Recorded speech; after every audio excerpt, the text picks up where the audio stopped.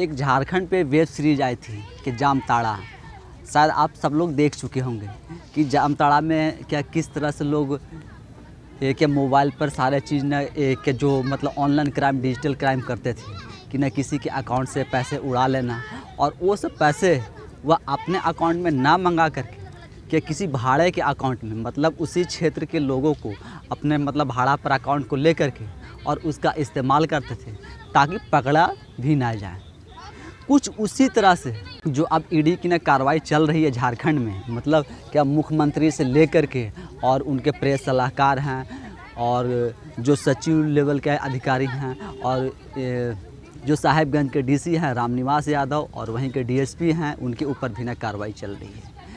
जब जो आपका 3 जनवरी का जो ईडी का छापामारी पड़ा था साहिबगंज में ही, मतलब वही वहाँ के जो उपायुक्त हैं रामनिवास यादव के घर पे या जो भी आवास है वहाँ पर, और उसी दिन और भी कुछ लोगों के घर पे और कार्यालय पे झारखंड में क्या ईडी की छापेमारी हुई थी। शायद 14 या 15 जगहों पर उस दिन ईडी की कार्रवाई हुई थी, छापेमारी हो रही। उसी समय एक जो कि स्टोन क्रशर या मतलब माइंस कारोबारी हैं कि कन्हैया खादानिया करके, उनके आवास और कार्यालय पर भी न क्या छापेमारी की गई थी। तो उनके यहाँ छापेमारी करने से ही कुछ ईडी को दस्तावेज मिले थे। उस के दस्तावेज में ऐसे 30 अकाउंट और 30 अकाउंट के होल्डर्स का कुछ नाम मिला था, जिसको ईडी ने एक साथ झारखंड में 30 लोगों को सम्मन किया है। मतलब 1-2 नहीं 30 लोगों को ईडी ने सम्मन किया है और ईडी सबको 17 जनवरी से सबसे पूछताछ करना चाहती है। और पूछताछ वह इसलिए करना चाहती है जो 1250 करोड़ का जो खनन घोटाला हुआ है, जो खनन घोटाला जो साहिबगंज का है,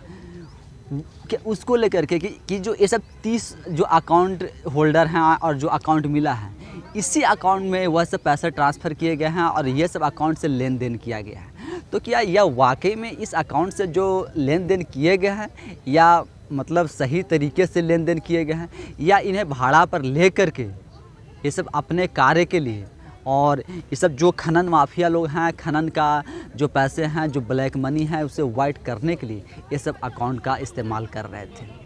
वैसे रामनिवास यादव जी को जब ईडी ने सम्मन किया था और पूछताछ के लिए बुलाया था तो वह सम्मन पर नहीं गए थे और बताए थे कि हमें कैबिनेट से इसकी परमिशन नहीं है, अनुमति नहीं है, और जब तक हमें अनुमति नहीं मिलता है तब तक हम ईडी के समक्ष पेश नहीं हो सकते हैं। क्योंकि कैबिनेट ने पारित किया हुआ है कि राज्य से बाहर कोई भी एजेंसियाँ अगर पूछताछ के लिए बुलाती है तो आपको जाने से पहले, पेश होने से पहले आपको क्या कैबिनेट से या मंत्रालय से आपको अनुमति लेना होगा। बिना अनुमति के आप पेश नहीं हो सकते हैं। ईडी की न सम्मन पर सम्मन आ रहे हैं और सारे लोग ईडी का सम्मन जो है स्किप कर रहे हैं, अनदेखा कर रहे हैं। लेकिन ईडी भी जो है वह सम्मन करने से पीछे नहीं हट रही है। लेकिन अब देखना होगा कि वह सिर्फ सम्मन इतने लोगों पर की है तो क्या कुछ कार्रवाई भी करेगी या सिर्फ सम्मन तक ही सिमट कर सब रह जाएगा जैसे अभी तक सिमटा हुआ है। ज़मीन घोटाला में जो लोग आए हैं वो तो उसमें तो शायद 14 लोगों की न गिरफ्तारी हो चुकी है और 14 लोग अभी फिर सलाखे के पीछे हैं। लेकिन जो खनन पट्टा वाला जो केस चल रहा है और खनन घोटाला जो साहिबगंज में चल रहा है 1250 करोड़ रुपए का, इसमें कुछ कार्रवाई होती है या नहीं, जैसा कि वहाँ के उपायुक्त रामनिवास यादव को बुलाया गया था और वह पेश नहीं हुए थे ईडी के सामने। अब फिर से उनको सम्मन किया गया है। इस सम्मन में भी वह पेश होते हैं कि नहीं होते हैं, और मुख्यमंत्री हेमंत सोरेन जी को भी 8वां सम्मन पेश किया, क्या 8वां सम्मन भेजा गया है और इस सम्मन में कहा गया है कि अगर आप नहीं आते हैं तो हमें खुद आना पड़ेगा। तो यह सब बातें जो कह रहे हैं ईडी, जो बातें बोल रही है, कह रही है, क्या वाकई में ईडी ऐसा क्या करेगी या सिर्फ ईडी जिस तरह से न सम्मन पर सम्मन करते जा रही है आगे और 100-200 क्या सम्मन कर सकती है। जब रामनिवास यादव जी पेश नहीं हुए हैं और रामनिवास यादव जी को जब पेशी से रोका गया है, मतलब राज्य सरकार उन्हें अनुमति नहीं दी है, पेश नहीं होने दे रही है, तो हम मुख्यमंत्री से कितना उम्मीद करेंगे कि मुख्यमंत्री जी को जो अगला सम्मन दिया गया है 16 से 20 जनवरी के बीच में जो पेश होना है वह कैसे पेश होंगे। जबकि और जो 30 लोगों का एक साथ 30 लोगों का नाम आना, 30 लोगों को ईडी का सम्मन करना। झारखंड ऐसा राज्य है जहाँ पर कि आपको एक साथ 30-30 सम्मन एक ही दिन जारी किया जाता है, एक ही डेट में। तो आप समझ सकते हैं कि यहाँ जो भ्रष्टाचार है, घोटाला है, वह सिर्फ भ्रष्टाचार और घोटालों की सरकार है। जनता से मतलब है नहीं, इनको सिर्फ अपना भ्रष्टाचारी और घोटाला से ही मतलब है। वैसे जो बीजेपी के सांसद हैं निशिकांत दुबे, उनका एक ट्विटर पर ट्वीट है कि मुख्यमंत्री जी जाड़ा काट रहे हैं। मतलब दिल्ली के मुख्यमंत्री के तो 4 सम्मन पर ही वह क्या हल्ला कर रहे हैं, हंगामा कर रहे हैं, लेकिन हमारे मुख्यमंत्री 8 सम्मन आने के बाद भी वह चुपचाप हैं और जाड़ा काट रहे हैं। तो क्या ये सब एक तरह से सिर्फ बयानबाजी में, मतलब पक्ष और विपक्ष का जो बयानबाजी है, इसी तरह से न बयानबाजी चलता रहेगा? और जो बंधु तिर्की हैं कांग्रेस पार्टी के न कार्यकारी जो प्रदेश अध्यक्ष हैं, उनका कहना है कि ईडी ना मेंटली डिस्टर्ब है, मतलब वह पगला गई है, तो ईडी इसलिए सम्मन पर सम्मन किए जा रही है। तो पक्ष और विपक्ष दोनों का जो टकराव है वह कि ट्विटर के माध्यम से तो मीडिया के माध्यम से होता रह रहा है। लेकिन क्या ईडी की कार्रवाई जो अभी तक संदेह के घेरे में है, क्या इससे वह बाहर निकल पाएगी? ईडी कुछ कार्रवाई करेगी या सम्मन तक ही सीमित कर रह जाएगी? या 30 लोगों को, जिन 30 लोगों को आधार बना करके और जिन 30 लोगों को ईडी ने सम्मन किया है, बुलाया है, क्या वह 30 लोग भी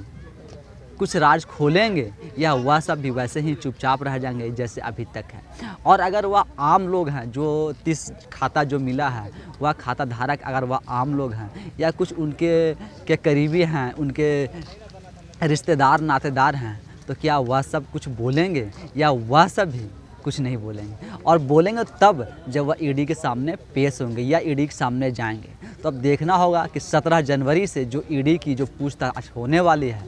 उस पूछताछ में कितने लोग पहुंचते हैं और कितने लोग आते हैं और कितने लोग नहीं आते हैं, और आते हैं तो उससे क्या निकल के आता है, क्या जवाब निकल के आता है, और उस आधार पर आगे की कुछ कार्रवाई होगी या नहीं होगी, या सिर्फ लोकसभा और विधानसभा चुनाव को मद्देनज़र देखते हुए ये सब चुनाव के लिए एक षड्यंत्र, या जैसा कि मुख्यमंत्री हेमंत सोरेन द्वारा जो आरोप लगाया जाता है कि नहीं, या राजनीतिक षड्यंत्र के तहत यह कार्रवाई की जा रही है और इसी के कारण वह ईडी के सामने पेश नहीं हो रहे हैं। तो अब ईडी के ऊपर भी है सवालिया निशान कि ईडी के ऊपर जो आरोप लग रहे हैं वह कैसे सिद्ध कर पाती है या नहीं सिद्ध कर पाती है। अब इन 30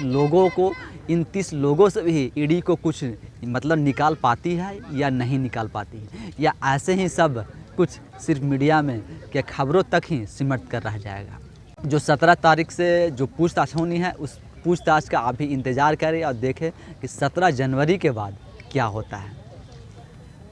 धन्यवाद।